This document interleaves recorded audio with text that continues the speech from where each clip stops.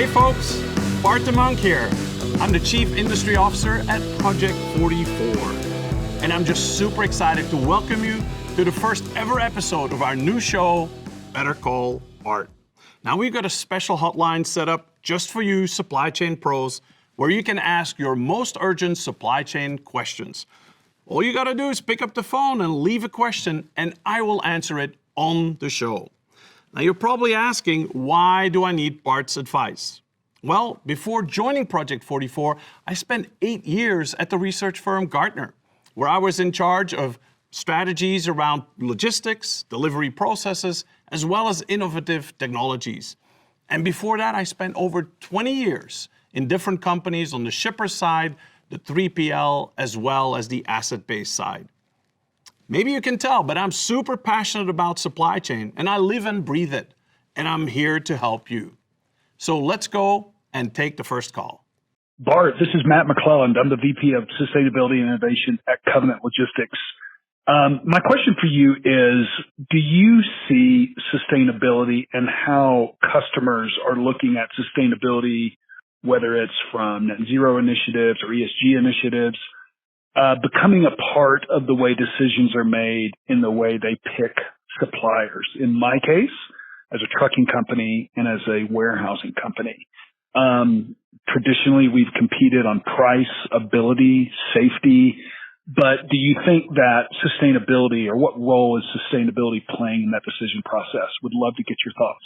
Thank you. Thank you for this great question, Matt. You're absolutely right. Sustainability is top of mind for a lot of supply chain companies. And we see that in the fact that a lot of companies, to all their suppliers, are asking about their ESG programs. We even see that as a technology vendor with Project 44, that our customers and prospects are asking us around what we're doing internally around ESG. But the fact is that currently not many companies can actually measure their Scope 3 emissions, which are those emissions that are created by external assets, like you as a trucking company. And so we're seeing companies focus more around how can they actually go and get to that reporting and really start measuring those emissions. Now, luckily at Project 44, we provide solutions around sustainability that on the one hand can look at Scope 3 emissions for transportation and provide reporting that can help then in your workflow, including selecting carriers. But we're also looking at a project where we worked with University of Tennessee to create a fleet sustainability index that has the emissions of over 90% of all the trucks in the US. So the question is, yes, companies are gearing towards that, but the fact remains that we still have some time before companies really understand their full emissions, and they can have the data to then make the decision around how to select their partners for transportation as well as for other functions. Thanks for calling in, Matt, and let's go to the next question. Hey, Bart, it's Keith McMahon. I'm the General Manager and Vice President for the Infor Supply Chain portfolio. Question for you. The mergers and acquisition space and supply chain, obviously money isn't as cheap as it once was, but with so many vendors claiming to do the same thing, just curious what you're seeing in terms of consolidation, if anything. Thanks, Bart. What an interesting question. Thanks for asking, Keith.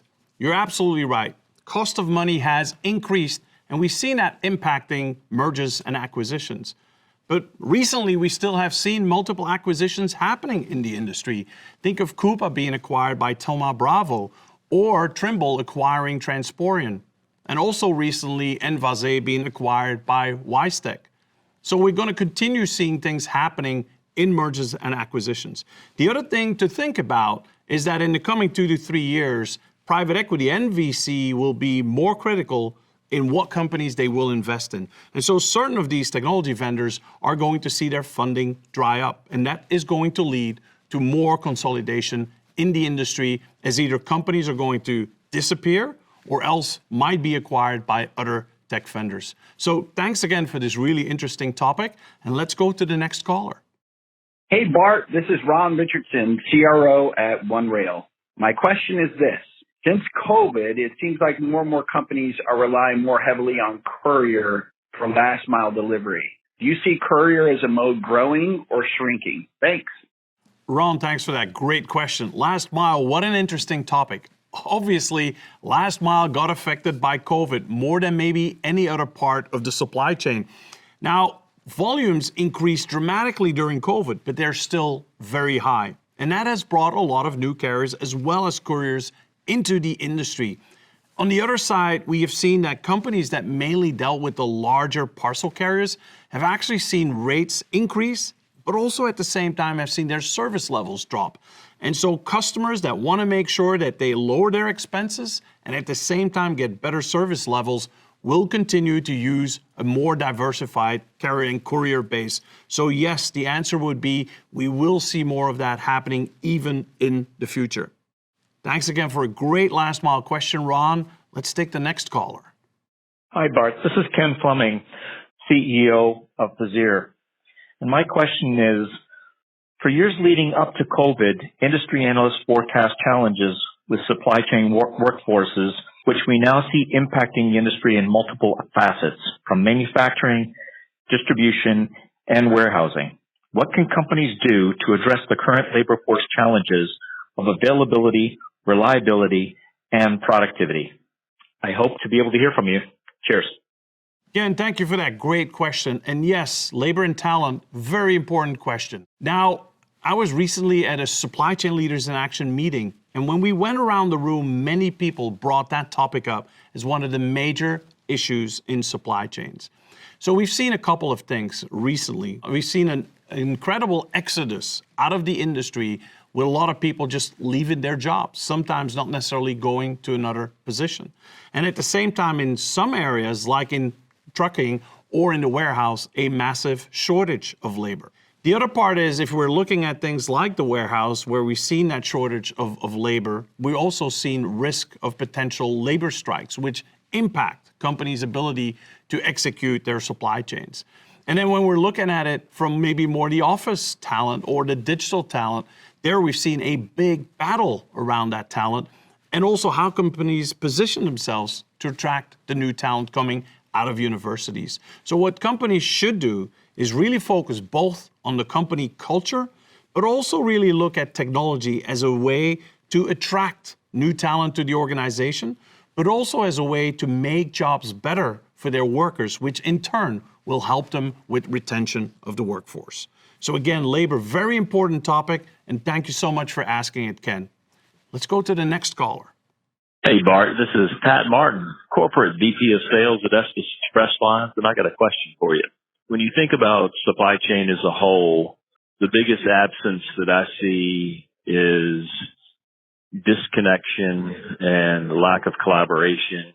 And I'm just wondering, from your perspective, what do you think this industry really needs to do to truly collaborate and bring some efficiencies that will help every stakeholder? Just interested in hearing your perspective on that. Thank you, Bart.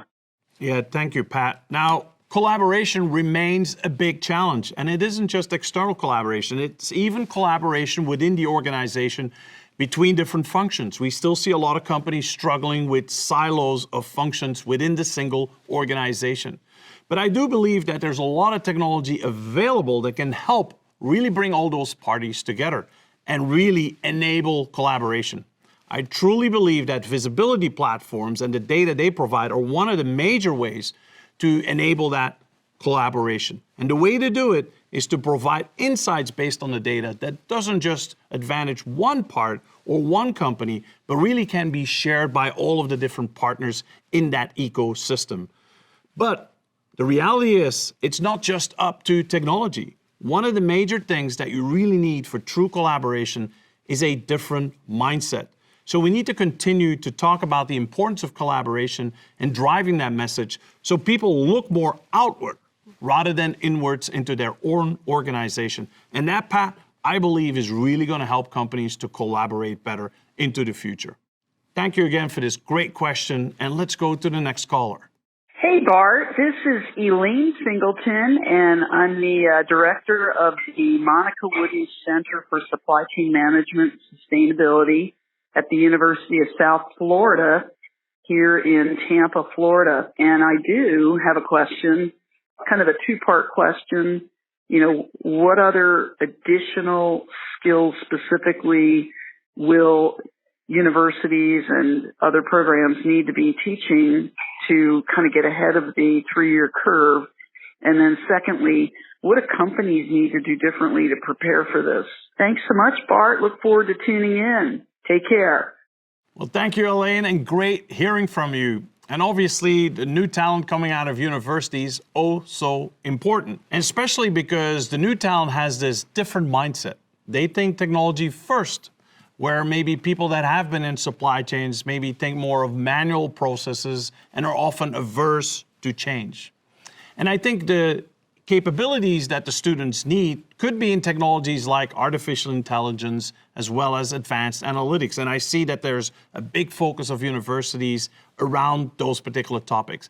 I think what universities also need to take into consideration is actually to prepare the students to the fact that companies haven't adopted those kind of advanced technologies in all the areas of their organization. So to make them better prepared to get into supply chains is really to understand maybe also the processes are being done more manual and older technologies that they are using. And that will also help that transition better. So when the companies themselves attract these new students, that transition from what they learn at the universities to the real life will be a lot smoother. So thanks again for that question, Elaine, and let's go to the next caller. Hi, Bart. This is Maria Smith, Vice President of Archer Hub. Had a quick question for you regarding the supply chain. As you know, obviously with the pandemic and all and the huge port issues that we had coming out of the West, any of the imports and exports were extremely delayed. And this past year, we noticed that many organizations have switched their ports to the East Coast, Savannah and Jersey. Do you see in the future the change going back to what it traditionally was, which was majority of the imports coming in from Asia, coming in through the West and avoiding the East Coast ports? Just hope you can answer it. Thank you. Thank you, Maria, for that question, especially because I'm here in the port of Long Beach. Now, East versus West, that's been the topic of the last year. Obviously, with all the things happening in the West Coast with more than average dwell times, we've seen a lot of volume moving from that West Coast to Gulf Coast with Port Houston, as well as to the East Coast. And in 2022, we saw New York and New Jersey becoming the leading ports in the US. And even now, we're seeing continued growth on the East Coast with ports like Savannah, Virginia, as well as Charleston. And because of that growth, those ports still see higher than average dwell times. But West Coast is on its way back. We've actually seen the dwell times there decrease. At the same time, we've also seen the rates go to almost pre-pandemic levels. And so volumes going back to the West Coast, and from November to December, we saw an increase of about 6% in ships going to the West Coast. But there's still a fear because of labor strikes and potential other issues, and that maybe is why some companies don't want to go back to the West Coast. But in general, we continue seeing growth on the East Coast, but the West Coast is making a comeback. So thanks again for that great question, Maria, and let's go to the next caller. Hey, Bart, this is Chris Cassidy at Mojix. I'm our president and chief commercial officer. And I'm wondering, how really do you think about where the industry's going from a value of visibility for tracking in logistics? And I really want to investigate that at not just the shipment level, but at the product and SKU level. It'd be great to hear what you're seeing around the space and visibility as it relates to transportation and logistics end to end. Thanks. Thanks, Chris, for this great question. And yes, there has been a big focus on tracking products and visibility in motion. And there's been a bigger demand for the last few years of getting all of that visibility kind of from an end-to-end perspective across the globe, across all modes, and in a unified platform. And that's exactly what Project 44 provided when they presented in September the movement platform, where we have a unified view on all the shipments across all modes and across the globe. But now, how can we continuously go forward and align that visibility of products in motion to the products at rest? And that's where an interesting point comes to be able to go further and really understand those products that are in a store or at a warehouse, how we can really get to end-to-end visibility. Now, my opinion is that I don't think we're quite ready for that yet. But when we see demand coming in the future, we will see more and more companies wanting to go to that end-to-end. And whether it's one company providing that or it's a combination of partners, we will continue that visibility journey. So thanks again for that great question, Chris. All right, folks, that's all the time we have for today. I want to thank all of you for tuning in to this inaugural episode of Better Call Bart. And I had so much fun, we're just going to keep doing this. And at any time, call 855-527-BART and leave your name, your title, your company, and your supply chain question. And I will answer that question on the show. Keep me number one on your speed dial, and I'll keep you out of supply chain trouble. Just remember, Better Call Bart.